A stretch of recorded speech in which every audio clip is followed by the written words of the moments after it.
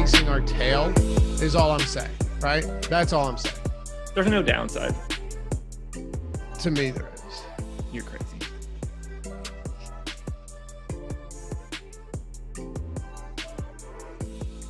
Yeah. People drink too much water and die.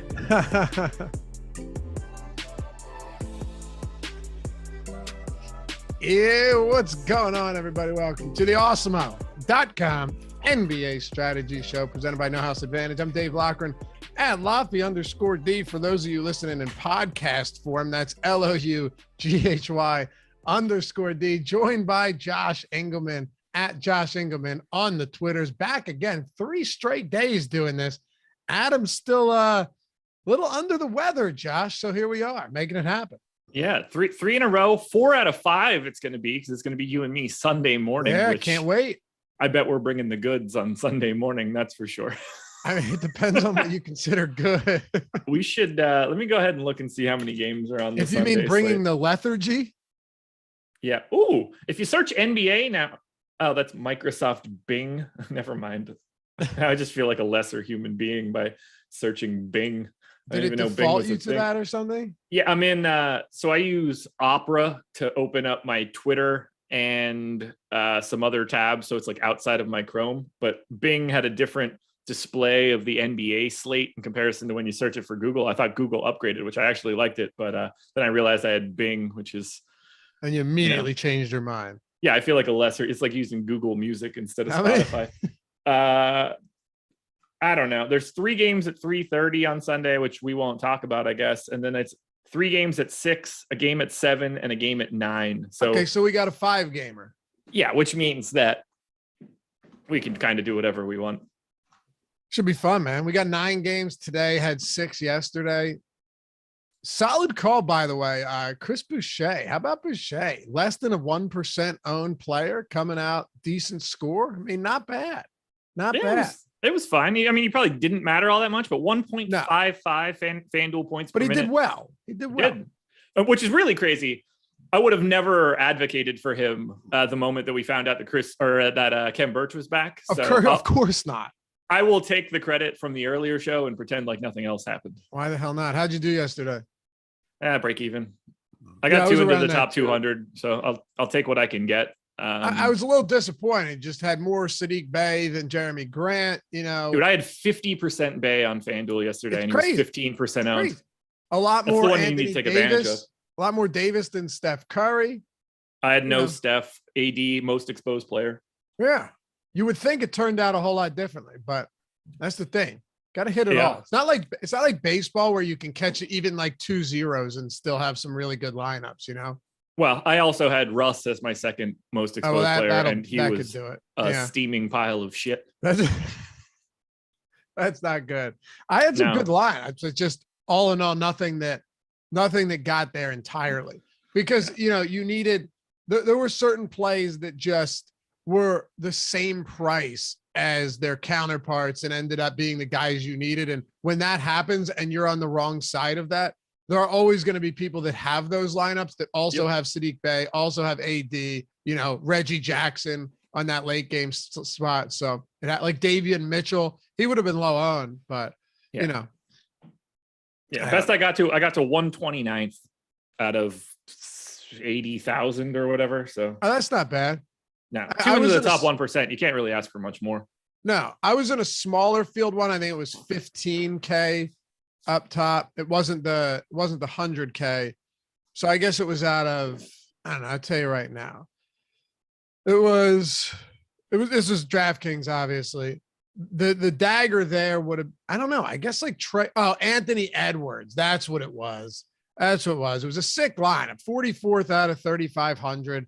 I mean, it was solid. I had Ibaka in there too. Was just kind of sitting on the Zubats, might not play. Had him in the utility, but yeah, Anthony Edwards was disappointing, and they dropped 128 points too, dude. Usually when that happens, you're getting a better game than that. He just no peripherals from Edwards yesterday whatsoever. That's a killer, man. I mean, that entire team wasn't all that great. Like Cat led the team in fantasy scoring. He had 45 fantasy points on FanDuel. Like that's fine. There's nothing wrong with that, but nobody had I guess Torian Prince was probably like your best option, and it's not like he was a guy you were going to have a lot of volume of. You know what else too? We talked about this yesterday at length. The whole like guys that are scoring dependent. Anthony Edwards isn't that bad, but like look at Devin Booker. Devin Booker dropped 30 points and probably finished with less than 40 fantasy points. Yeah, I think he had like 2 and 2 or 37.5 FanDuel, 38 DK. And I think he had 30 actual points though. I'm almost positive he had at least 30, if not slightly more. Yeah, brutal.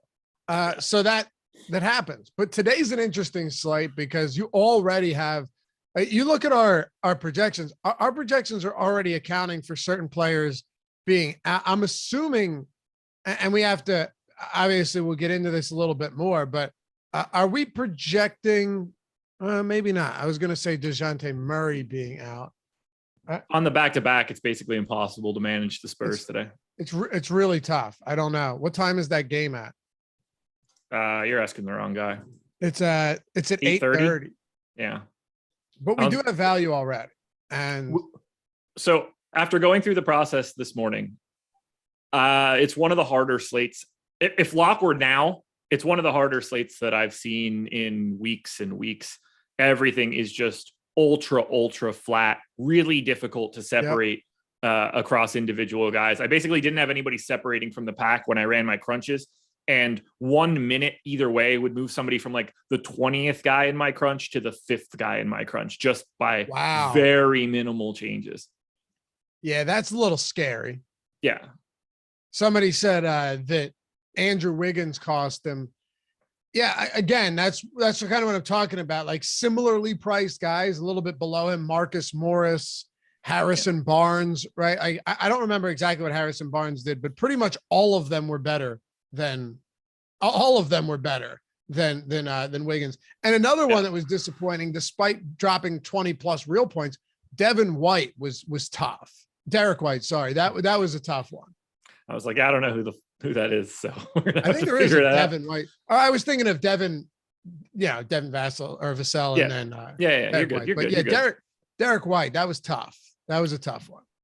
I was very light on him, so I don't mind it, but it also didn't get me anywhere. Did you play on DK? No, just FanDuel. Just FanDuel. Okay, yeah. I mean, he was like 50% owned on DraftKings. And I basically play FanDuel so. Anytime their big tournament is $10 or less, and anytime it goes higher than 10, I go to DraftKings and just jam away and hope for the best. The winning lineup in this fadeaway, 45K, 15K to first, was Reggie, because I forgot to enter while I was on the deeper dive, so I had to jump into this one. Reggie Jackson, Klay Thompson, Sadiq Bey. I mean, it's a sick lineup. Marcus Morris, Pascal Siakam, Tyler Hero, John Collins, and Kelly Olynyk. So just to throw this out there, and I'm sure you've noticed this, 0 Spurs players in this lineup. Yeah, that's I was lighter on the Spurs in the aggregate than the public was, which I'm happy about. I ended up just, like if somebody was 40%, I probably had 25 to 30. If somebody was 30, it was 15 to 20. So I was coming in a bit lighter there. I did try to go to Devontae Kaycock, hoping that they wouldn't play Drew Eubanks. That was me and Adam talking in DMs before it started. Ultimately, Kaycock gets to 20 fantasy points, but it was basically just at the end of the game, got the time and it equalized, but we were hoping that he would end up being the backup. Didn't work out like we wanted it to. Thad played 24 minutes. So they were able to show that he is still able to move up and down a basketball court. Maybe they could actually ship him out at the deadline. Speaking of the deadline, 1:30 p.m. next Thursday. I'm going for at least 2 hours talking every single transaction that comes in the NBA. Don't miss it. Nice. Yeah. Somebody said should not have played Barnes. Klay loves playing against Sacramento. I would love to look this up because my guess, and he did have a very solid game yesterday, and I think he's probably performed fine against them. But my guess is that people have this memory of the Klay Thompson versus Kings first half, what was it, like 15 threes or something stupid like that. You know what I'm talking about, right? Barely. You don't remember that record-breaking game from Klay from 3? Dude, I don't remember what we talked about yesterday. Really? And okay. Look, I mean, like, I know that he's done that. I couldn't tell you that that was against the Kings, especially for someone like the Warriors. Like, I will never see that game. Yeah. That is unquestionably a 10 o'clock start that I am watching the back of my eyelids for. Huh. I'm surprised you don't remember that, though. It was like 78 DraftKings points. Just it's when he went off and he didn't play the fourth quarter, correct? Yeah. Yeah. Well, I mean, like, I know that happened, but I don't know that that's against the Kings. I mean, it's a safe bet that it's against the Kings because the Kings are terrible. They're just an awful team. Right. That's another thing. I mean, they're one of the worst teams in the league, but they haven't made the playoffs in 18 years or something stupid. Has it been that long? It's 2000 something early. Whew. It might be 16. Sure enough, TV, once again, with the help you guys dish out, I won $1,250 on Prize Picks. Good stuff, man. Use Odd Shopper. Use our free player prop tools, man. Anyway. It's 15. It was 15 years heading into this one. If they don't make the playoffs this year, and spoiler alert, that's not going to happen. They are going to break the record for the longest NBA playoff drought ever. They're currently tied. With who? They're tied with the 1977 through 1991 LA Clippers. Wow. Ooh. All right. Method Man Johnson. I always play shooting guards against Sacramento. It's been a thing for years. I'm not sure why it works in DFS, Loughy. They're just a bad team, too. Like, you have to consider they're just a bad defense. They play at a fast pace. They're just bad. Yeah. And there's also obviously no correlation whatsoever to playing shooting guards against the Kings for multiple years. Right. Well, right. They're just, but I'm saying the correlation is they've just been bad in general. Right. Yeah. You play things against the Kings because the Kings stink. And they generally, at least for a while, they played very fast, which was a benefit. I think they're still at a top 10 pace. Yeah. I have them at 10th right now, but I mean, when Fox first came into the league, I mean, he was like, it was just a track meet for him. Yeah, no doubt. All right. You ready to get into some of these games? Yeah, we killed the first 15 minutes like I expected us to. All right. Well, hit that thumbs up if you haven't done so yet. Happy to have you guys with us, as always, closing out the work week here with Loughy and Josh. What's better than that? I don't know. I'm sure something, but can't think of anything off the top of my head. So, yeah, hit that thumbs up. Hold on. Hit that thumbs up. Subscribe to the channel if you haven't done so yet. And if you want to join, right down below that thumbs up. Get the free super chats each month, the custom emojis, get those sweet badges, and we'll always prioritize your questions, comments, all of that good stuff if you're a member here, along with our premium Discord members. You guys come first, but we try and take care of everyone here on the show. What's up? You're going to say something? No, never mind. Go ahead. Shoot. No, we're good. It's over. Joke's past. All right. Fair enough. Cleveland, Charlotte. No Darius Garland today.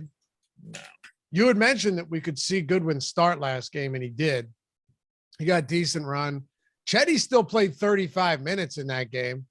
Wildly underwhelming. That's not the biggest surprise. But I guess right now we got to talk about this backcourt. When it comes to Goodwin, he's getting a lot of ownership right now. I get it.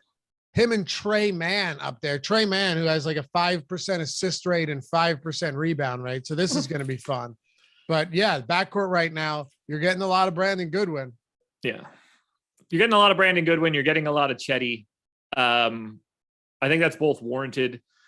Chetty is a much better play on FanDuel than he is on DraftKings. He's 4,300 on FanDuel, 5,400 on DK. But even on DK, there's no reason you're not going to a shooting guard small forward that's going to play 34 minutes today and start. So he fits in everything, very easy to get to. And a matchup against Charlotte is exceptional. The defense isn't very good. Charlotte's the second fastest team in basketball. So you got to take advantage of the minutes and the value for Chetty before they raise his price a little bit more.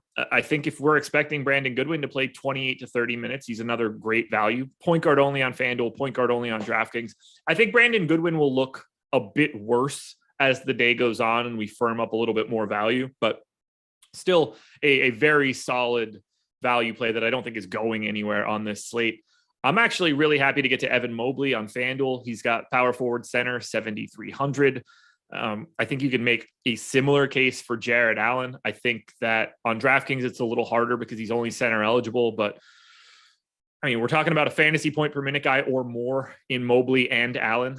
I want to get to both of these guys in a matchup against Charlotte. So normally Cleveland doesn't look all that great from a fantasy perspective, but when you get Garland out and you free up all this additional usage and you free up all these additional minutes and you get a matchup against a poor defense in Charlotte with a very fast pace, it makes a lot of Cleveland look good. So it's basically all of the starters plus Kevin Love as potentially viable options. We've seen Love get increased minutes over these past 2 games. I don't know if that's going to be par for the course. I gave him 27 minutes for today, and he's still a guy that I'd like to get in, 10% of my lineups. Unfortunately, we got to go to Cleveland today. How many minutes are you giving Love? I gave him 27. You can make a case that it's 24. You can make a case that it's 30. He played 29 last time out, 33 the game before that. But I also don't expect Jared Allen to play 23 minutes in most games. So, Mobley got 23 on the 31st. Jared Allen got 23 on the 2nd. I think the long-term goal is both of those guys playing 30 plus minutes. So does Love continue to get those minutes? Do they take them from somebody else? That I don't know. So I'm trying to, for Kevin Love's projection, at least, I'm trying to meet myself in the middle. I mean, Kevin Love's a superb per minute producer. Incredible. Got to get the run. Yeah. I mean, he's the best per minute guy on their team. And it's a good matchup too. I mean, there's absolutely nothing wrong with the matchup. Hornets 26th in defensive rating. They're 2nd in pace. So it's a very good spot. Yeah. You can't ask for much more here for Cleveland. Sammy had a question with a super chat. Thanks, Sammy. Is stacking players in DFS, NBA DFS, like stacking NHL and NFL, seems different in NBA because of the player pool? No, it's entirely different because in NFL, a quarterback Patrick Mahomes throwing to Tyreek Hill, if you're stacking them, both of them are getting points out of it. In hockey, same thing with the lines. In baseball, same thing with stacking, that lineup.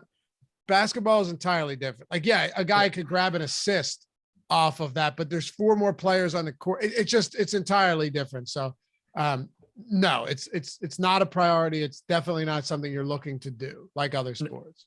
It's more valuable on a short slate because if a game goes to overtime, that entire game has the ability to basically raise all boats. But at the same time, it's not that you're trying to stack. You just sort of stack by default because you don't have enough options to not stack.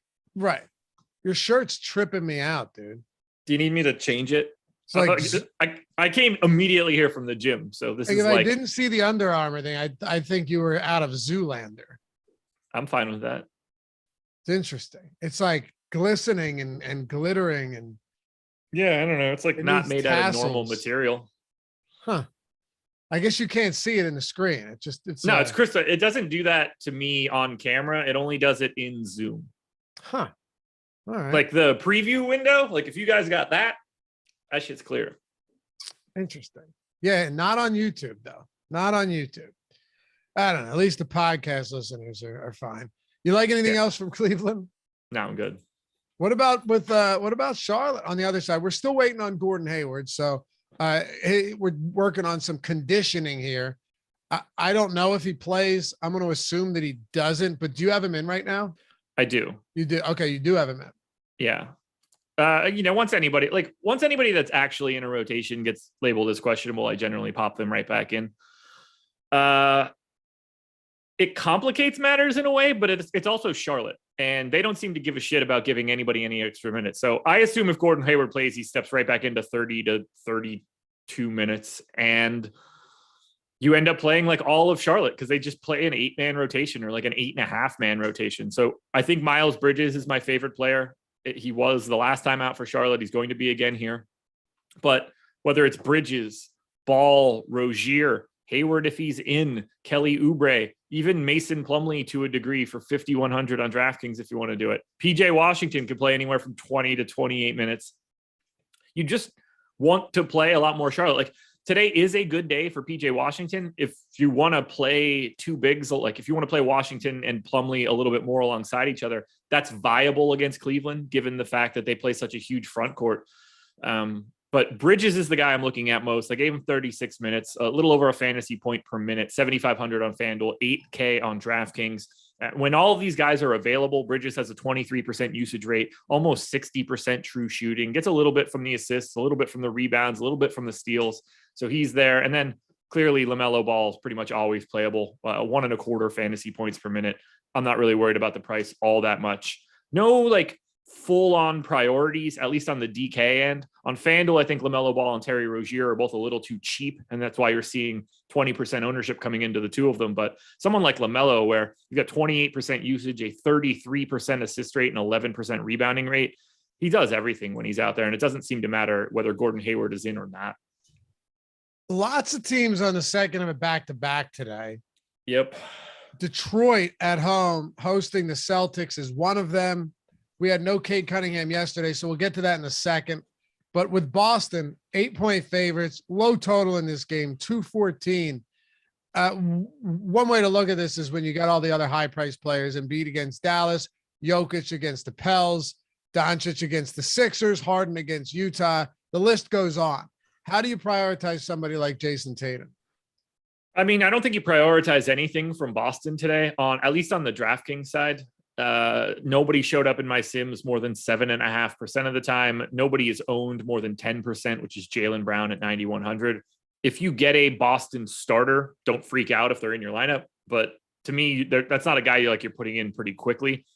On the FanDuel side, it's a little bit different. Jaylen Brown is only 8,200. That's $900 cheaper than he is on DK. Shooting guard, small forward eligible as well. He's 19% owned. I don't love that, but I understand why it's happening. To me, it's warranted. The guy that I'd be most interested in, given the ownership, would be 8% owned Robert Williams on FanDuel, power forward center, 7,500. He seems to be over the issues that he had playing alongside Al Horford. He's just playing incredibly well right now. 1.12 FanDuel points per minute over the last 30 days. That's the guy that I'm looking to for Boston. There are no priorities here, though, for the Celtics. So Cade has that hit pointer. If he doesn't play, and by the way, that game was decided by 11 points, but was actually close towards the end of the fourth quarter. So all of the starters outside of Magruder closed that out. Bay was very good. Jeremy Grant, and then you had guys like Corey Joseph playing, his 30+ minutes. Isaiah Stewart got 32 minutes. All these guys outside of Magruder crossed that 30-minute mark. Frank Jackson got some run, a good amount of run off the bench. If Cade ends up sitting today, and I think it's entirely possible that they could just sit him on both ends of this back-to-back, who do we look towards? Okay, so I obviously put Cade in based on the discussion I just gave you guys for Gordon Hayward. I have no feel for that right now. So I'm just saying if he is in, it's going to be a lot less appealing of a team anyway, and probably overall just wildly unappealing. So it probably makes more sense to just discuss for a minute if he's out, right? Right. Well, we looked at yesterday's game where you see a bump in usage rate for Jeremy Grant. You see a slight bump in usage rate for Sadiq Bey. And then you kind of just have to play the lottery here. Whether that's going to be Rodney Magruder, Frank Jackson, Hamidou Diallo. You'd like to think you know who's going to fall into this time. Don't necessarily feel comfortable with it. Feels like Frank Jackson would be the guy that might get the biggest bump, but he's 3,900. He's a 0.75 fantasy point per minute guy. I'm not sure that we prioritize anything all that much here outside of Bey and Grant. I had a lot of Bey yesterday. I would expect to have a lot of Bey again if Cade Cunningham ends up out. Jeremy Grant, he's just going to be the guy that takes the most shots for Detroit, or at least you expect it to be if Cade ends up being out. And then I'd be willing to take some shots on Isaiah Stewart, 5,100 on FanDuel, where he's a power forward, 4,800 on DraftKings, where he is just a center. I think it's a lot easier to just avoid the rest of Detroit. Go to the guys that start and play all the time and take the shots, in Bey and Grant, and to a lesser extent Stewart. Don't try. I don't think it's really worth it to try to figure out what is going to pop as the fourth best guy from the Pistons in a matchup against Boston with a 213 total. It's ugly. Right. The only other thing is, and you mentioned it a little bit, but Isaiah Stewart's sub 5K on DraftKings. He's averaging over 30 minutes per game over his last three. So he's been seeing some improvement in minutes. In the one game he saw less than 30 minutes, he had 5 fouls. I don't know if it was foul. I don't know if it was related to foul trouble or not, but he did have 5 fouls.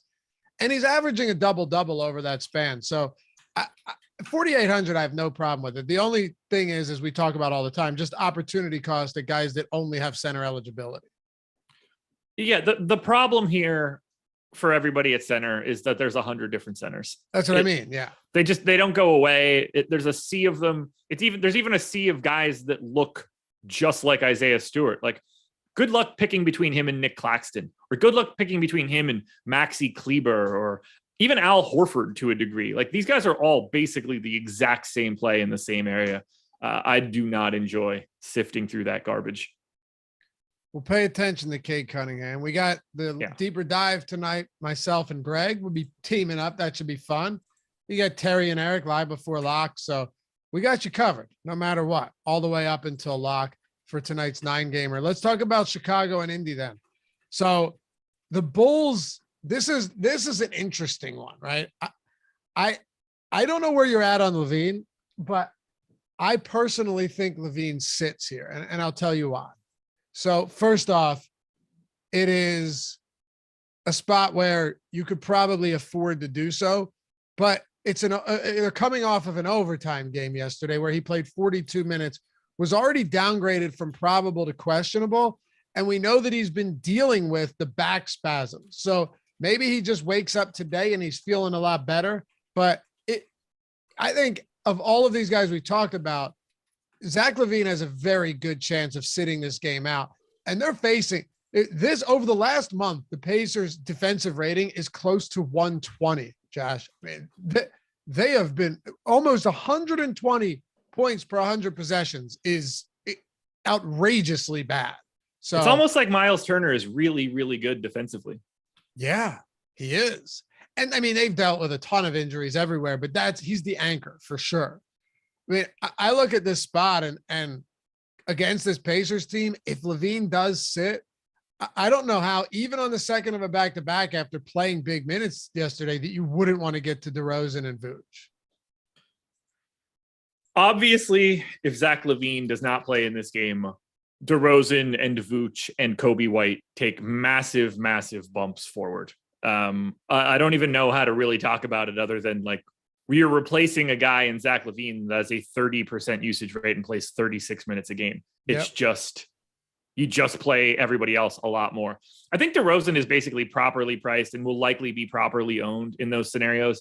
Vooch, though, 8,700 on FanDuel, going up against maybe Goga Batadze or maybe no one. Little Terry Taylor. Vooch will absolutely eviscerate Terry Taylor. That is a matchup that is not going to work out well for Indiana. They need to hope that it's O'Shea Brissett, because at least Brissett is active when he plays, but Vooch is lined up for a big one. I also still, if Zach LaVine plays, want to play a ton of Zach LaVine because he's 7,700 on FanDuel. 8,900 on DraftKings is probably more correct as a price. I don't really love Chicago all that much on DK. They all look pretty similar relative to salary. It's the stupid price on Vooch on FanDuel, the stupid price on LaVine if he happens to be in. And then if LaVine is out, Kobe White is 4,800 on FanDuel, point guard, shooting guard eligible. He's $1,100 more expensive on DraftKings. Lots of value for Chicago on FanDuel today. There's a lot, man. I mean, we just have to see if LaVine plays or not. That's one of the biggest points here. And it's going to be a pivotal spot on the slate as well. There's just no doubt about that. So, and someone said LaVine doesn't affect Vooch. Sure he does, dude. Vooch's usage this season goes up almost 4% without LaVine on the floor. So it affects him.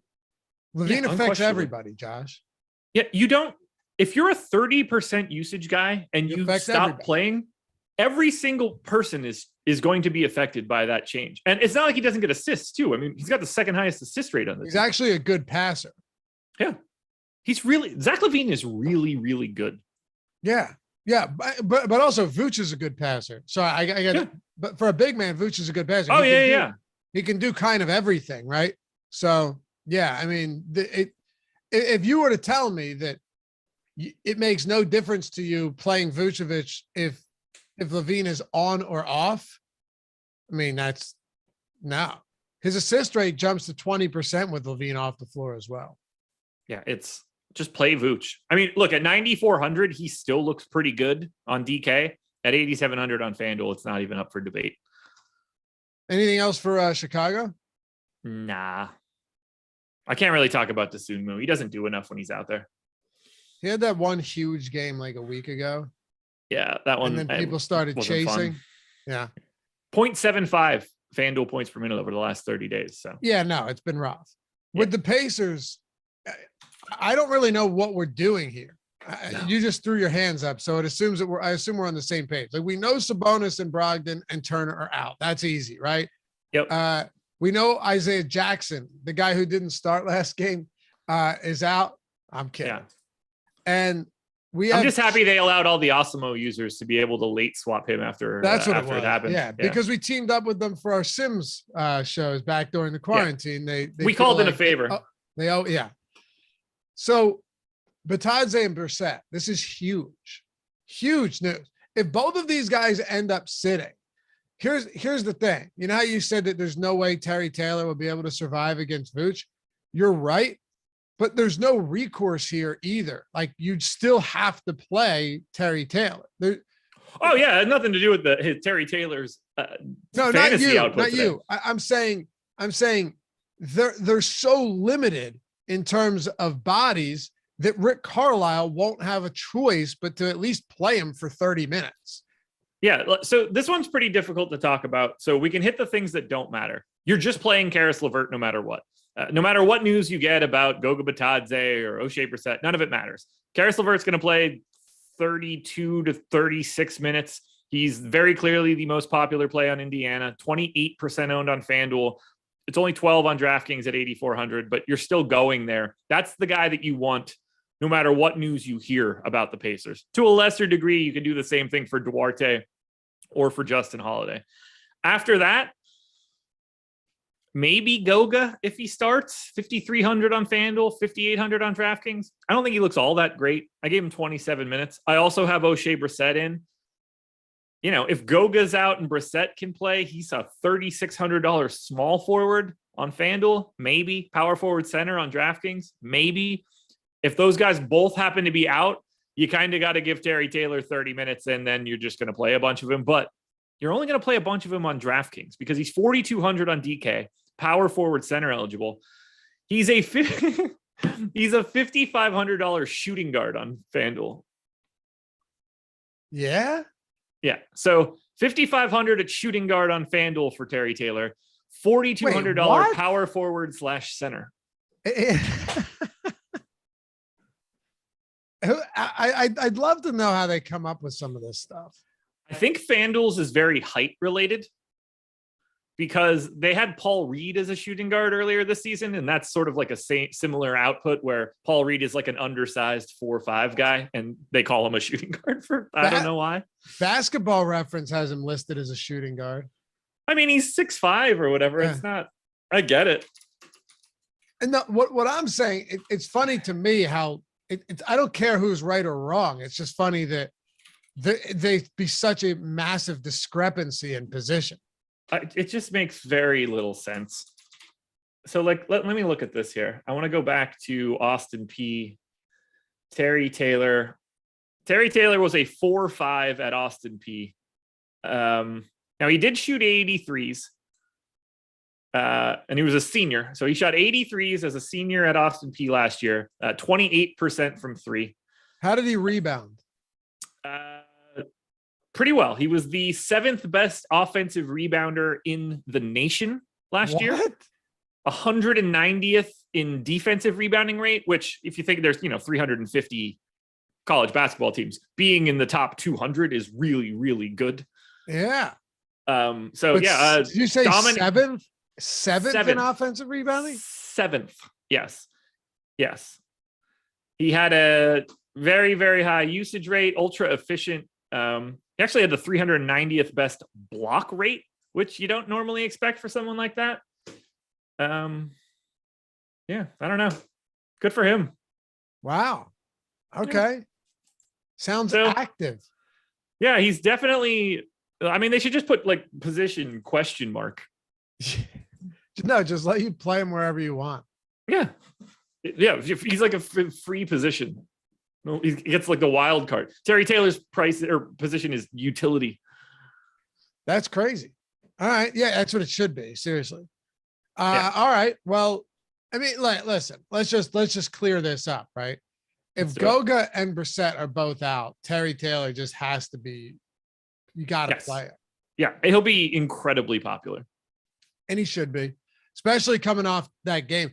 But his price hasn't really come up all that significantly. Like you said, what, 55 on FanDuel, but he's shooting guard eligible, 42 on DraftKings, but he still has that power forward eligibility as well. Yeah. So it makes it really easy to play him. He played 37 minutes last game before he fouled out. He had 24 and 16, Josh. So he's and you're going to get a couple 3-point attempts out of him. So I love it. Honestly, I don't care if Vooch brutalizes him. You just got to hope he stays out of foul trouble. If he's on the floor, I love it. I love these active type of players that are just going to fight for production. And the good part about this for Taylor or for any of the bigs is that Vooch is not a guy that draws fouls at all. So foul trouble in this sort of spot, at least coming from a one-on-one mechanism, not really the case. Vooch is 4th percentile this season in shooting fouls drawn. He was 7th last year. The highest he's ever been in the entire history of him being in the NBA is 22nd percentile in shooting fouls drawn. He just doesn't get fouled doing anything. No. So not something you really need to worry about too much. No, never has. But then again, these guys just get, a lot of these guys did. What last thing on him was do you have his foul rates at in college? Vooch or Terry? Oh, Terry Taylor. Yeah. This year he's averaging almost 5 per 36. He committed 1.9 fouls per 40 minutes as a senior, which is the 140th best rate in college basketball. He basically didn't commit fouls. All right. I don't hate that. Yeah. Don't hate that. Anyway. Yeah. What else do you want to hit on for the Pacers? Nothing. I mean, I don't have anybody over 9% sim odds on DK, assuming everybody's in. And I think that if I just took out one of Goga or O'Shea Brissett, I don't think it would change all that much. Terry Taylor would get there if you took them both out. All right. 3 down. 6 to go. No house advantage, Josh. Tell you what, with no house advantage, it's 100% peer-to-peer. Player prop platform levels the playing field. What do I mean by this? I'll tell you. It's player prop contest, entirely different than any of these other sites that we talk about. But all of the research that you do, the shows you watch, the tools you have that you use throughout the day, all of that can be applied straight to no house advantage. That's what's good about this. You don't really have to put in a lot of additional work to go over there and win money. What you're doing is you're building lineups based on player props, right? No juice, just the over or the under. You're building a lineup with no salary cap. The props you like the most go up top. The ones you're least confident in, they go at the bottom, and they accrue points accordingly. You get $25 when you sign up using the promo code Awesemo, AWESEMO. And here's the kicker. All of the props are static, unlike some of these other spots. They don't move. So if you get movement elsewhere, injuries, this or that, they're a starter, they're not in the starting lineup, they're not expected to play, maybe they're expected to be limited, all of that stuff, that benefits you in a big way if you pay close attention to that. Throw those guys at the top of the lineup and start raking in money, especially given that it doesn't matter who else is doing it, since you're not playing against, you're playing against the field, but a lot of those guys are going to make mistakes. It's that simple. They're going to make mistakes. They're going to miss this. They also don't have the free no house advantage projections and the no house advantage optimal lineup tool that we have over at Awesemo that's free 365 days out of the year. So use the promo code Awesemo, get the $25 when you sign up and deposit for the first time. And of course, download the app, go to the App Store, Google Play Store, or if you want, go to nohouseadvantage.com. Check it out. No House Advantage. Great place to play. Sponsor of the Strategy Show. Start winning some money over there and use our free tools. Take advantage of that. All right. Let's go Atlanta and Toronto. So we did get Trae Young back in the lineup yesterday. Solid effort from him. Again, pretty scoring, 43 points, 53 fantasy points. Not something you see very often. I'm wondering, and granted, Toronto's playing their second of a back-to-back after overtime. Atlanta, second of a back-to-back in an impressive win over a very good Phoenix Suns team. I'm skeptical that John Collins plays. I know he said that he was planning on it, but he took that blow to the shoulder. He's out for the rest of yesterday's game, returned to the bench, but never back to the lineup. So we'll see what happens there, Josh. They're on the road against Toronto. Yeah, I think this is basically just Trae Young and nobody else. 8,800 on FanDuel. So stop me if you've heard this before, but someone looks really good on FanDuel in comparison to DraftKings. On DK, highest owned guy we have for Atlanta is 5.5% owned Trae Young. I think Kevin Huerter at 4,500 shooting guard small forward is actually the best option from Atlanta, but I don't think that there's a single priority here outside of Young on FanDuel. If we start lopping off a John Collins or I think somebody else is questionable off the top of my head. Can't remember now. Anyway, no Williams is out. That's the only other guy. No one's questionable because they're on a back-to-back and they don't have an injury report. So none of that, right. All that shit is just hypothetical. So it's possible we also see no Lou Will, and that will bump Huerter up a little bit. But to me, unless we lose Collins, at which point we would then probably get a bit more Gallo, and at 4K he becomes interesting. I don't think we could even talk about Atlanta. I don't think we can either. We can talk about Toronto though, just because here's the minutes we saw yesterday. Siakam, almost 46. Van Vliet played 42. Gary Trent Jr. played 40. OG Anunoby played 42. And Scotty Barnes played 37. Yeah. And now they're back in action tonight, Josh. Yep. And we do the same thing that we always do with these guys. Play Siakam a bunch. Play Fred Van Vliet a bunch. I like Van Vliet more than I like anybody else in this game. Gary Trent on DraftKings. Scotty Barnes on FanDuel. Anunoby, meh, but more DK. Just play these dudes because they're going to play 36 plus minutes, basically, no matter how the game goes. And they're not the type of team that just gets waxed either. So just play a lot of the Toronto starters. But Siakam and Van Vliet would be my two priorities. Trent, DK, Barnes, FanDuel, Anunoby, meh. If you want to take a shot on Boucher, that's going to be a FanDuel play at 4,300.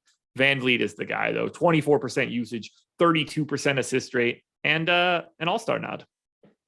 Oh, a little all-star nod. Okay. I mean, the benefit is that these guys, I think, if it's close again today, just play a ton of minutes anyway. Yeah. So I never have any problem. Go ahead. It's so hard to feel comfortable about who you pick. Right. But you don't feel bad about picking any of them. That's what I was going to say. I'm not prioritizing any of them, but if you get to the Siakams or the Trents or the Van Vliets, even the Scotty Barnes, you're not feeling bad about it. And that's kind of the way to look at Toronto today. Absolutely. Hey, we got free content on the site. If you guys are looking to check that out. I mean, if you wanted to just get in into Awesemo, go to awesemo.com/join. All of our tools, ownership, player projections, top stack, boom, bust, lineup builder, you name it. Everything for every single sport you can get with the Awesemo Plus Platinum, weekly, monthly, annual, whatever you want to do. You can do an express pass for less than $4 a week. Like I said, Awesemo himself built all of these tools, and you've seen in our Hall of Fame segments that they work for people, no doubt about it. So yeah, if you want to do that, and you should. And you can DM me on Twitter if you have any questions about that as well. I'll always try and get back to you. My DMs are open. But if you're just looking for some free content, you're not ready to jump in yet for a paid subscription, NBA ownership free today. That's a big one. So follow along with us if you want. It updates throughout the day. NHL top stacks and MMA rankings, all of them entirely free today. If you're looking to check that out and get a look behind the paywall over at awesemo.com. You don't even need to create an account. You can just hop right in. All right, let's talk about Houston. What do you think about, and this game, very high total today. We're sitting at what, 234.5, Josh, only a 3.5 point spread here as well. So you can see this game stay competitive and we end up getting some good value. Jalen Green is popping in the ownership projections and in the boom bust tool today. And you got a little bit of love going to guys. Again, you can follow along with these ownership projections, a little bit of love going to guys like Gordon, Jayshawn Tate, Christian Wood, and the like. Yeah, unfortunately, I agree with the ownership on Jalen Green today. He's been playing slightly increased minutes thus far. They've cut their rotation, actually. These past 2 games, we have not seen Armani Brooks, so they've gone to a 9-man rotation. I think that's beneficial clear across the board. The ownership is there for Jalen Green on DraftKings today, 25% owned. Fully agree there. He doesn't have it on FanDuel, though. 12% on FanDuel. He's only $300 more expensive. He gets the point guard, shooting guard eligibility. I have Jalen Green as probably one of my favorite positive leverage plays on FanDuel for today. Now, it's bleak. 22% usage, 13% assist rate, 7% rebounding rate, barely above 50% true shooting. But I think Jalen Green is the guy that you're looking for. But we don't stop there for Houston. Whether it's Christian Wood, Kevin Porter, Jayshawn Tate, all 3 of those guys are pretty similar to me, probably 10 to 15% of my lineups. I think Eric Gordon or, even if you want to take some shots at like a Garrison Matthews, I think that could be viable on FanDuel at 3,800. Most of Houston looks pretty good here. They just happen to be not very good in general. That's kind of the thing. They're not a good team. But no. But the Spurs, especially if you're without DeJounte Murray today, not a very good team either. I got to say, with DeJounte Murray in, and you and I always talk about this, it's so tough to predict it, but I honestly thought 3.5, even though the Spurs aren't a particularly great basketball team, seemed a little light at home, like with the DeJounte Murray in. This is the game where I don't even know how we talk about it. So I don't think. By the way, Josh, this totals up to 236.5 over the last 30 minutes. So like it's going to be a fast game. I don't think it matters at all whether Jakob Poeltl plays. Like in that, I don't think that he's going to be in. His concussion. That's not the type of thing that you normally come back from in the middle of a back-to-back. So I'm treating him like he's out. And agreed. They have 44 centers now available, whether that's going to be Thad Young, who got the start yesterday. Don't necessarily think that that's going to have to be the case again today. He's still the flat 3K on DraftKings. We have Drew Eubanks. We have Devontae Cacok. And now Zach Collins is back, and he has been playing in the G League. He's been out for what feels like 4 years between Portland and San Antonio. Yeah. So that's another guy that could potentially be playing center at the ass end of this rotation. I don't know. I'm not really 8 minutes. Yeah, I gave him 14. I left Cacok out. I gave Eubanks 16. I gave Thad 18. They have too many different dudes that can play those positions, and it's tricky. We don't know the status on Murray. We don't know the status on Doug McDermott right now. Both guys were out yesterday on the back-to-back. The status of all those guys matters. I put everybody in for right now. Murray, White, Keldon Johnson, Vassell, and Thad Young all basically came out of my sim in a 10 to 15% range. It's a great spot for San Antonio going up against Houston. Houston's defense is terrible. They're the fastest team in basketball. San Antonio is 5th. This game is a track meet. You want to have a lot of San Antonio. We just don't know which guys they are yet because we don't know who's actually in. But no matter what, whether everybody's in or if we lose Murray and lose McDermott, you're still going to be playing a ton of San Antonio. You're just moving that ownership around a bit. Wait, is Cacok out? What do you mean, is he out? You said he was out. I have him out. You do? Yeah, I have him. I think that because Collins is back. Oh, you're saying you just don't have him in the rotation. Yeah, I think that he might go back with their G League affiliate and go back to Austin today. No, I got you. I thought he got hurt or something. And I just missed it. Okay. No, we won't know anything at all. I'm expecting him to just be back with their G League affiliate. Okay, got it. This team's tough though. It's really difficult. Again, that's why you have the deeper dive. You have live before lock. Hopefully, we'll get some of this information. I'm with you though. I don't think Jakob Poeltl plays. I think Murray definitely could play. Okay. It's a wrist injury. Miss one game on a back-to-back, but also when the last game you played was on the first, and then the next 2 games you play are back-to-backs, we don't have any idea really. Like I have no read on DeJounte Murray today at all. No, none at all. I don't know. Like it's not even worth guessing. We won't know we probably won't know anything about San Antonio until like 3:30 or 4:30. Yep, for sure. I'm just play whatever center starts, whether that's Eubanks, Collins, Kaycock, Thad Young, whichever one of them starting looks pretty good. I agree. It's a phenomenal matchup, dude. Oh my God, it doesn't get better. Both of these teams are top 5 in pace on the season. The Houston Rockets are 30th, so dead last in defensive rating. They're a brutally bad team. Yes. And these teams are bad teams run. And that's what you have to like about them. They're going to chuck, they're going to run. They're not going to try and slow the game down, because usually, like Houston, when your defense is so much of a sieve, you can't really afford to do that. So in theory, they should. The worst teams should play as slow as possible. They should, but they don't. They rarely do, but they should. Yeah, just keep the ball out of the other team's hands as long as you can. Yeah. Every time you get every time you have a possession on both sides, the more possessions you get, the more likely it is that the team that has more talent ends up using that talent to pass them. So that's why you started seeing teams play like 4 corners back in the day before the shot clocks. The lesser teams would just be like, well, shit, we're going to take the air out of the ball. And if this is 15 possessions, maybe we can just hope that you guys miss a couple extra shots. To think that there were never shot clocks. What an outrageous idea. Ryan, you are absolutely wrong in chat. Ryan's been on one today. Yeah, well, he is very wrong.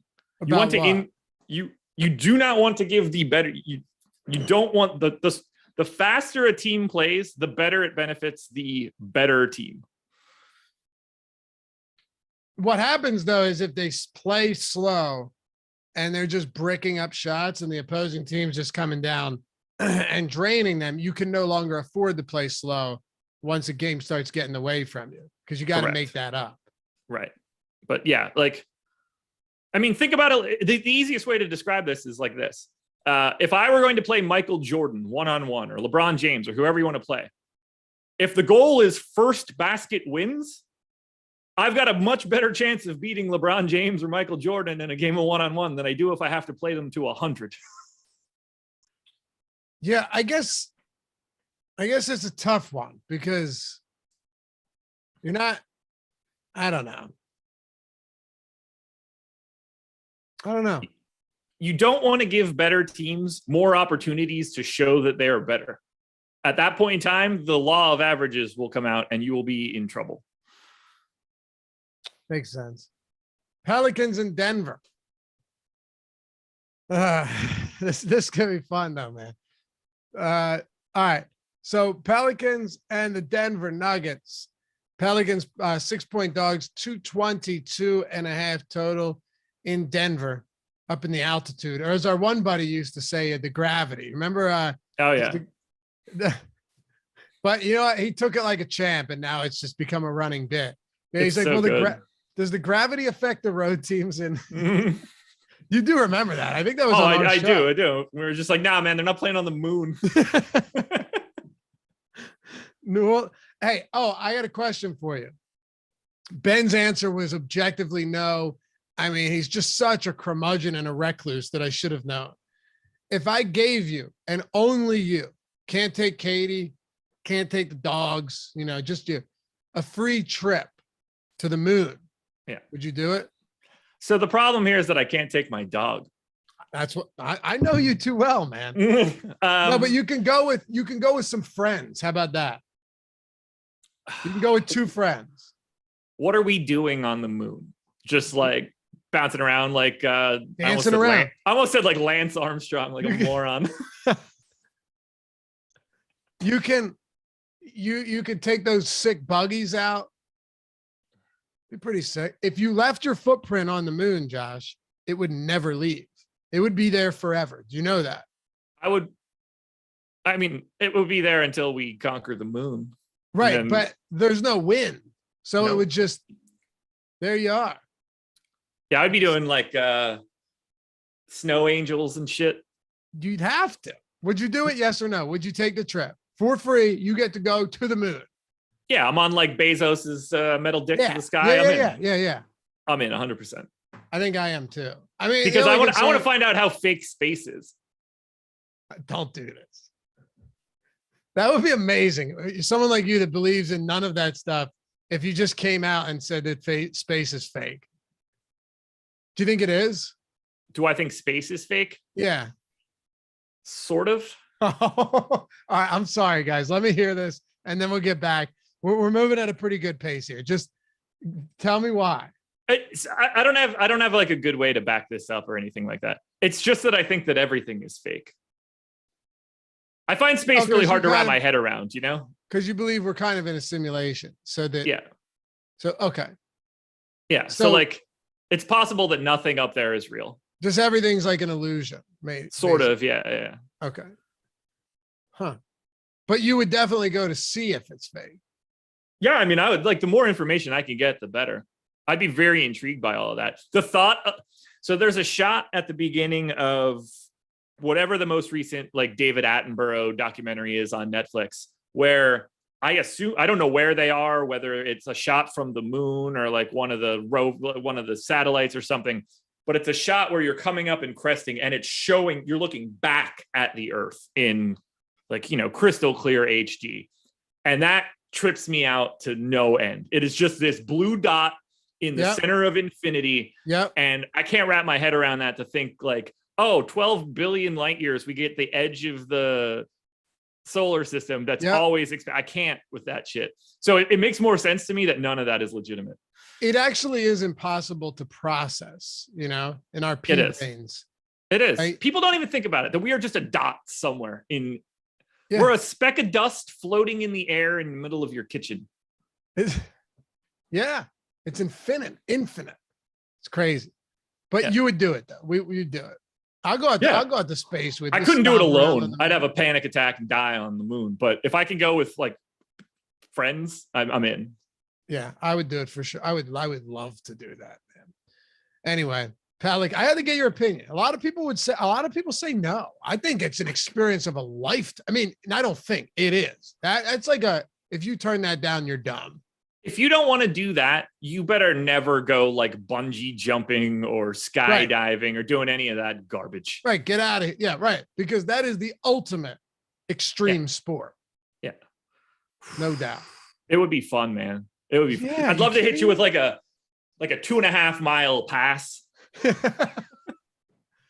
Ball's just and then floating. dude, when I jump for it. And then you jump clean off the moon. Clean off. Pelicans.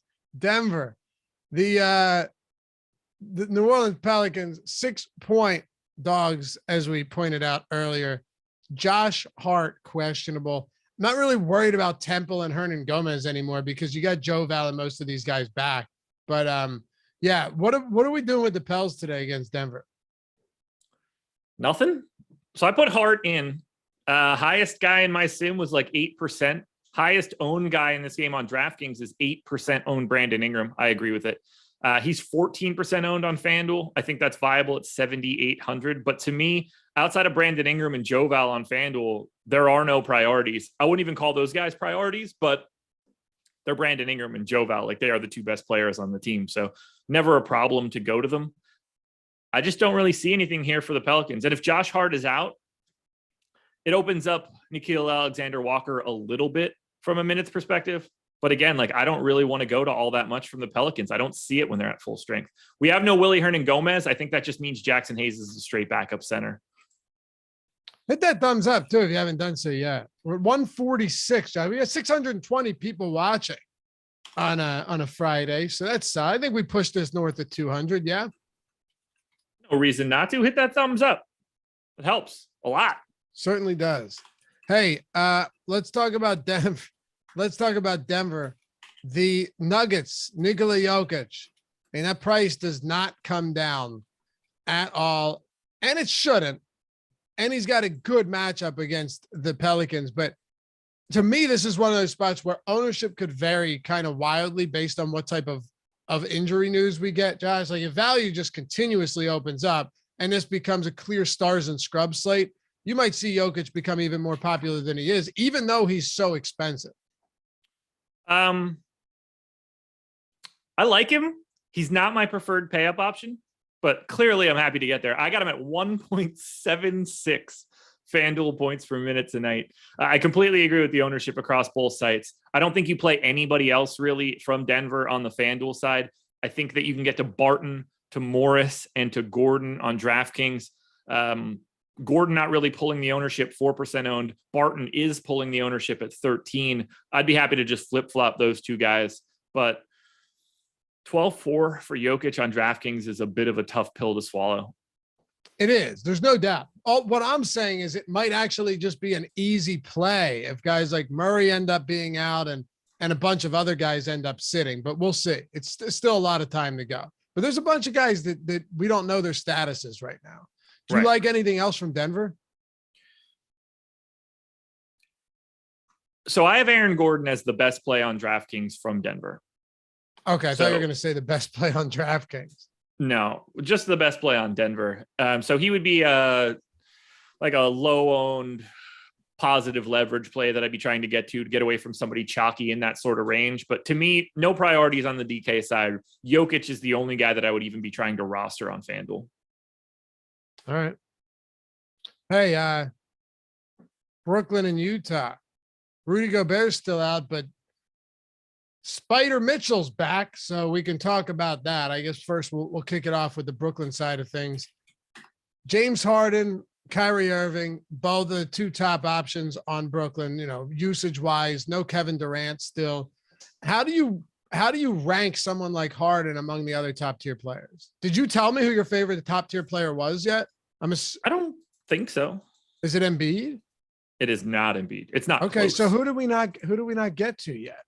Oh, Luka. Okay. It's gotta be Luka. Yeah. It is. Because I was thinking we got to most games. Yeah, it is indeed Luka Doncic. We'll get there next game. It's probably DeJounte Murray 2 and then Jokic 3. Harden is a bit more appealing on FanDuel than he is on DraftKings. The site just fits him a little bit better, but and same for Jokic, a little bit more appealing for me on FanDuel than he is on DraftKings. Harden's the only real priority here. Like Harden's 9% owned on DK.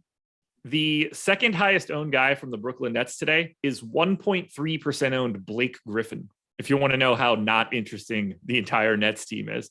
And I don't have a disagreement with that. On FanDuel, I think it's Harden very clearly as the priority, 10-5 shooting guard and small forward. And then I think Kyrie Irving still looks good at 9,500 at 4% ownership. I mean, we're taking on a Utah team that is missing one of the 5 best defensive players in basketball. It's just a very different matchup for Kyrie. I think he's going to have a lot of success getting to the hoop. They don't have the sort of point of attack defenders that can, like, no one really stops Kyrie from doing anything. He's got arguably the best handle in the history of basketball. I think he's going to have a really great spot here. And if it's not Whiteside and it's Udoka Azubuike, it's going to look even better. So Harden's the priority on FanDuel. Irving is a secondary option. Kessler Edwards, 3,900 at small forward, but his minutes have been down lately. Just stick to Harden and Irving on FanDuel and basically nobody on DK. So Emac said, our boy Emac, Eric McPherson, says best thing anyone could do to be better at DFS is take a statistics course to be aware of probabilities. This is true. Or just use the Awesemo tools because we just give you all of that. And also, while you're there, check out Emac's Building Blocks article. I don't know if it's up yet, but I think every day, Monday through Friday. It's a good article to start off your day. You should check that out. Totally free. Were you going to say something, Josh? Well, I was going to say the best thing that most people could do to be better at DFS is to not register for a contest. I knew that was coming. And unfortunately, that is not even a dig. It's just true. There are a lot of people, though, that have been clueless that have come. This is honestly, I'm not even trying to do a shameless plug here. I just hear it all the time on Twitter that have not really been familiar with DFS or how it works and then started using the tools and understanding and watching the tutorials and they figure it out, because they don't have to start from the ground up. They don't have to build that foundation and learn how to do all of that stuff. So right. That was Alex's whole objective when we started this was like, hey, I know a lot of you guys have actual lives and can't do what I'm doing every single day. Let me help. And it worked. It certainly did. Hey, what about Utah with no Rudy Gobert and White? You talked about that a little bit here, just talking about the front court rotation. Do we have any real strong lean towards who we want at center if Whiteside is out? I mean, if Whiteside is out, this last time out, we got 22 minutes out of Udoka Azubuike. Not nearly as much out of Pascal. 26 minutes out of Rudy Gay will become pretty interesting at 4,300 on FanDuel, 4,400 on DK. As a bookie would be fine as a value option. If Whiteside's in, I like him a lot. He's probably my favorite overall play for the Jazz if he is available. 30 minutes at, 1.25-ish fantasy points per minute. Sign me up there. I like Mitchell a lot. He's 8,300 on FanDuel and 8,400 on DraftKings. I assume that if he is back, he's going to have a pretty damn good time taking on a Brooklyn team that is not very good defensively. So I want Donovan Mitchell, assuming he's just going to play his normal run. We have Bojan Bogdanovic at 21% ownership on FanDuel. That is going to get corrected down, but he still looks like a decent play. I think Royce O'Neal's totally fine at 4,100 on DraftKings. No real interest in Mike Conley or Jordan Clarkson, assuming Mitchell is back, but Mitchell and Whiteside would be my two priorities. And I mean priority if they're in. I don't see why not, right? I mean, 228.5 total here. Pretty good spot. Should be a competitive game. Mitchell would be a priority across the board or just on one side? I missed that. Across both. 8,300 FanDuel, point guard, shooting guard, 8,400 DraftKings, point guard, shooting guard, 34% usage, almost a 30% assist rate. I love it. Philly and Dallas are and by the way, just throwing this out there, that center rotation of Whiteside's out is ugly. Like I just, on a 9-game slate, I just have no confidence in that. If Whiteside plays though, if you get like 30 minutes from him, do you want to get there? Now his price has come up, but he still is, one of the better per minute guys out there at this price. Yeah, I think he looks really good if he is able to be in. I have him as my second best center option today relative to salary. If he's able to be in and play 30 minutes, I mean, I got him at 37 fantasy points. I would probably have more Whiteside than most people on this slate. Like, I think the only guy that can contend with passing him for me is Thad Young. Okay. And I don't even know if Thad starts. Sorry, reading some comments here. What do we got going on here? I think you ruffled a few feathers with the not to play thing. What do you mean? Oh, really? I mean, it's true. Look, let's just say if 85% of people that play DFS are losing players, that means that a lot of people will have their best day by taking the 0% ROI that they get by not entering a contest. That's why you got to get better. Sure. I think DFS is a lot like golf. You can play it for your entire life and still suck. You think so? Yeah. I'm glad you're talking about this. Philadelphia. Well, look, I mean, what Emax said is actually right. Like, I don't think that you can be successful at this long term if you don't have an understanding of probability and statistics. Oh, for sure. I don't think that is at all controversial. No. And I think 9 out of 10 people are never going to put in the time to understand that. I would agree with that too. But the people that do put in we just see it so often where people go from the ground up and they just shoot through the roof, but that's because they are putting the time in. That's all I'm saying. Like you've got to want to learn this and understand that everything you think is probably incorrect. Because if you're like, oh, I watch basketball a lot, I get it, you're going to fail immediately. Right. Yeah, I guess it's similar to golf. I mean, like golf, a lot of people might just not have just the physical ability ever to get it right. Maybe you don't have the mental capacity to get DFS right. That's possible, but there's always more that you can learn and there's ways to learn it. Oh yeah, for sure. Like I played on the golf team for 4 years in high school and I was just as much dog shit my freshman year as I was my senior year. I wasn't exactly getting out onto the range until my hands bled or anything, but right. I saw the writing on the wall. I was never going to be a scratch golfer unless I turned it into my career to try to be a scratch golfer. It's really hard no matter what. Days says the guy in the morning, Eric, is arguably the most narcissistic person on YouTube. I could think of 1,000 more people. Wait, I don't really. Who's the most narcissistic person? He said Eric. I'm assuming they're talking about the slate starter like early in the morning. I mean they're probably talking about you. They're probably talking about you. I'm ahead of Eric. And they just got your name wrong. See, that's what I was thinking.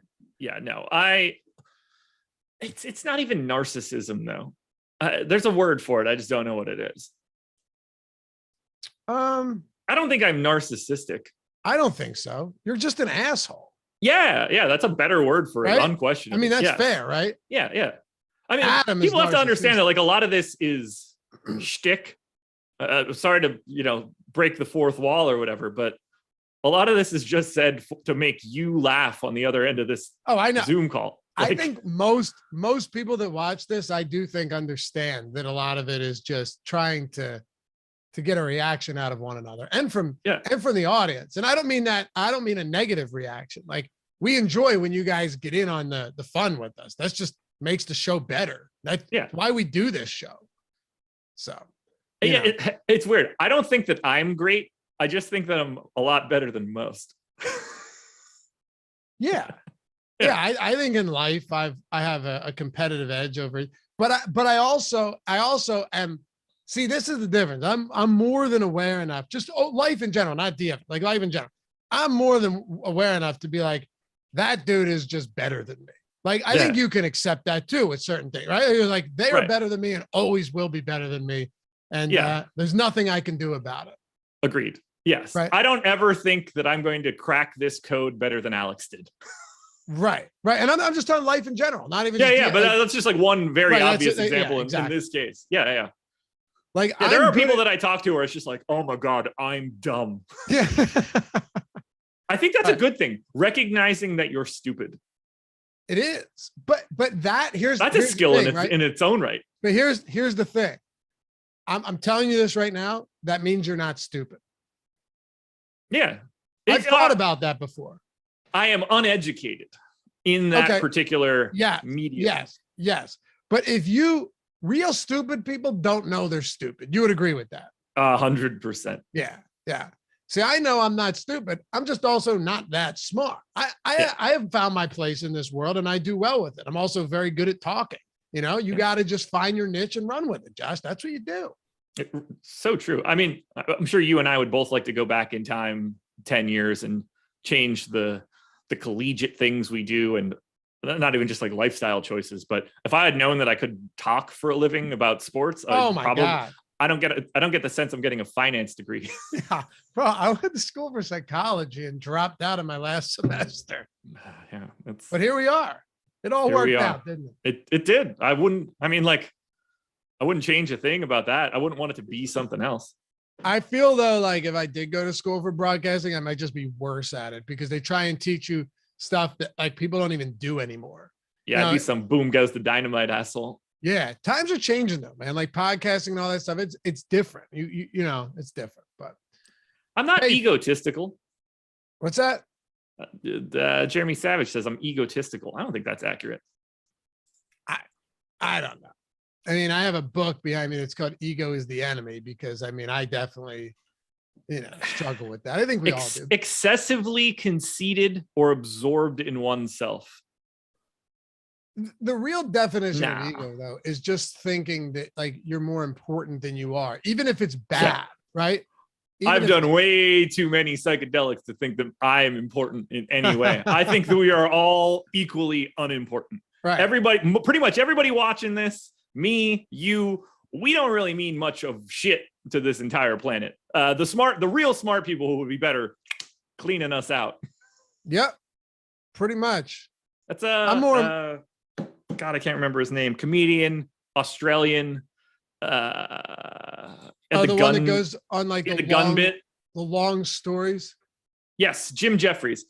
He had a bit about how like it's just like a train car, and the real smart people are out in front, and they're just like looking at the pin that's holding the other cars behind them to just like when do we want to pull that pin out and when just do we want all these other idiots behind us? Yeah. I don't think that I'm on that front car at all. No. But I think my car would be decoupled long after many others, though. I would imagine, yeah. You know what I mean? Like certain people are just gone and off the trestle real fast. All right. Nice. Well, we have one game to go, and this show is over. We got 2 games, pal. Philly and OKC. Do we have something behind us? No, we're good. This isn't going to take. This won't take too long. Good. I do want to know though, like with Embiid's price skyrocketing lately, and rightfully so. He has been, insanely consistent. You're never going to get the like 40-minute regulation upside with Embiid, but he hasn't needed it. It is kind of tough to get there today, though. Yeah, like I don't know how you could take Joel Embiid over Jokic on a day like today, given their salaries.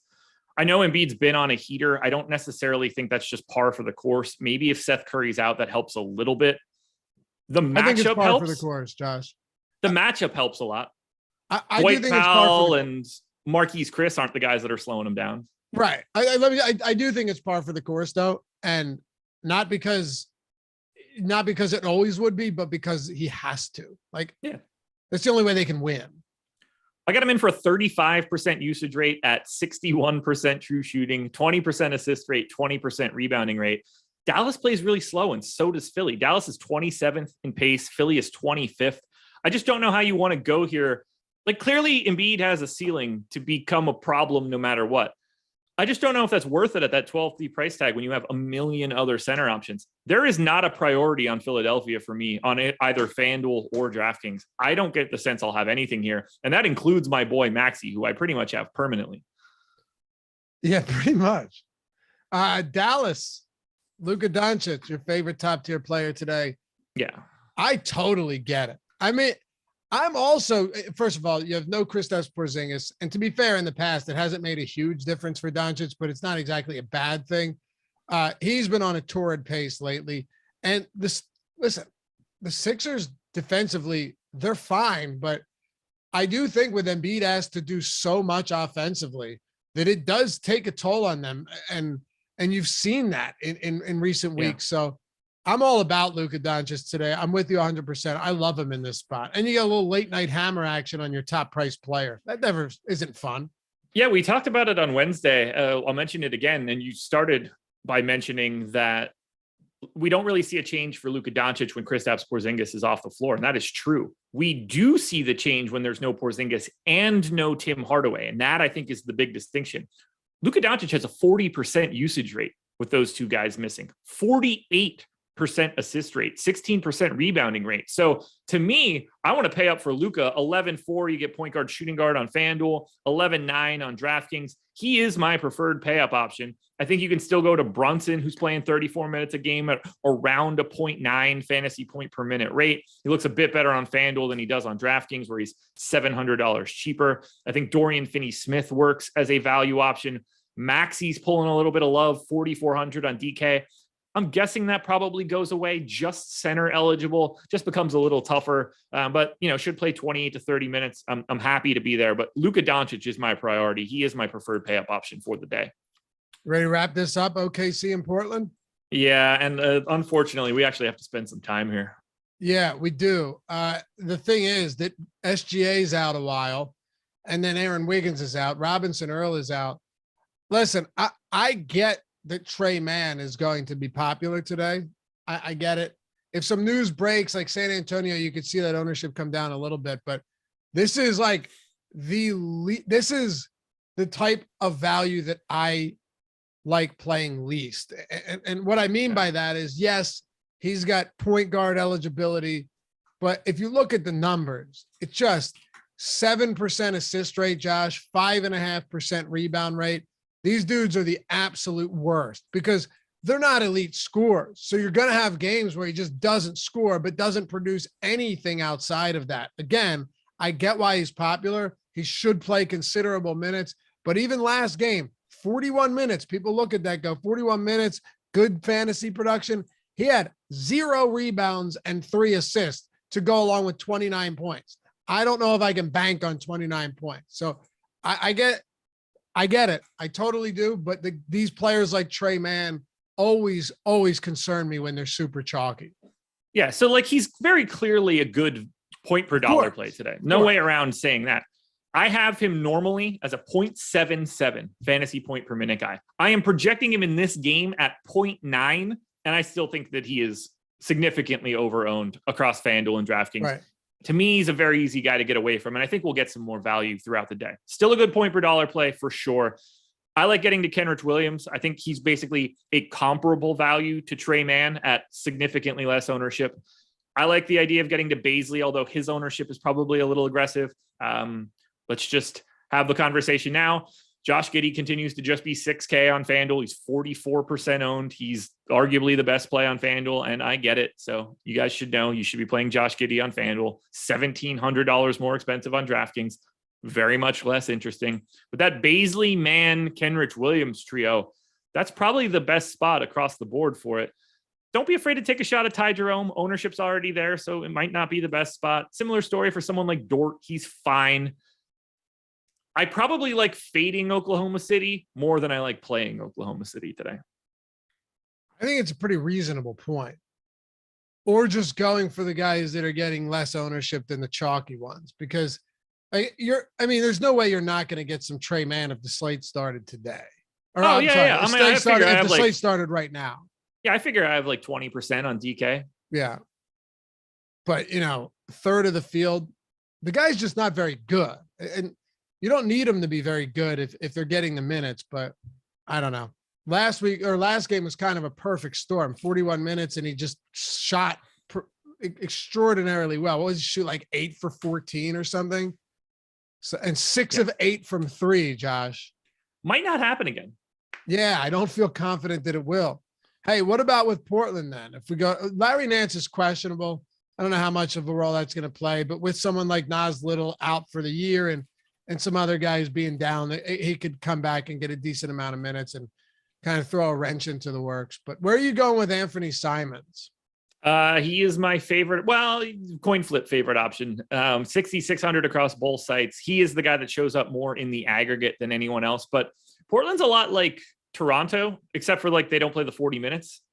But we know that their starters are all Nurk's going to play 32. Everybody else is going to play 34 to 38. So I want to play a decent amount of CJ. Ownership is already there. I want to play a bunch of Norm Powell. I want to play a bunch of Anthony Simons. I want to play a bunch of Robert Covington. These guys are all going to be in 15, 20% of my lineups today. It's Oklahoma City. They aren't very good. There's no Shea. That makes it even better for Portland. So give me all of the Portland starters. Simons is the number one priority. I think Covington is probably 2. Okay. Your boy, Covington. You say that tongue in cheek, just so everybody is well aware of that. No, I don't. You certainly do. Certainly don't. Anything else for either side of this game? I don't know, but Christopher Hooks better bet on Oklahoma City money line, because if you think Oklahoma City is going to win this game outright, don't worry about it from a DFS perspective. Go ahead and grab that money line. Put your money where your mouth is. What is the money line here? Let's see. I mean, they're 7.5 point dogs or whatever. It's got to be pretty sizable. Plus 290. It's 8.5 now. Oh, there you go. Yeah, there you go. Plus 290. Yeah. Put your money where your mouth is. Get it. Josh Giddey taken to the promised land. That's it, man. 9 up, 9 down. Fun show as always. Appreciate you guys hanging out. We're still 10 away from 200 likes, which seems absurd. We have 650 people watching. I mean, we forgive you if you forgot or just didn't feel like it, but it only takes a second. I mean, man, what's a guy got to do around here for a couple likes? Anything else, Josh? I don't think so. Watch the deeper dive. Watch Live Before Lock. Contenders videos will be out within the next hour. That's all I got, man. That was a fun one. Always 3 straight days for you and me. Hey, I'll see you on the moon, pal. Oh, if only, buddy. If only. Hey, Sunday, 10 a.m. We don't have anything behind us. Look out. Let's fucking rock. All right. Follow Josh at Josh Engleman, me at Loughy_D. Thanks to Mike Lawrence for producing. And you guys for hanging out with us this morning. It's always a blast. We have a good time here. And hey, if you ever have any suggestions, you want to hear us talk about some wild stuff, hit us up on Twitter. I'm open to it. Usually we get wild, just unnecessary suggestions, but once in a while, someone will say something and I go, you know what? I'd like to get Josh's thoughts on that. So come hang out, Twitter. You want to talk shit, whatever you want to do. You want to say hello, get into an argument. I'm all about any of that stuff. And you better believe Josh is. So hate it. We'll see you back here. Deeper Dive Live Before Lock starting at 5 Eastern and a bunch of other content on the site this afternoon. So don't go anywhere. Peace.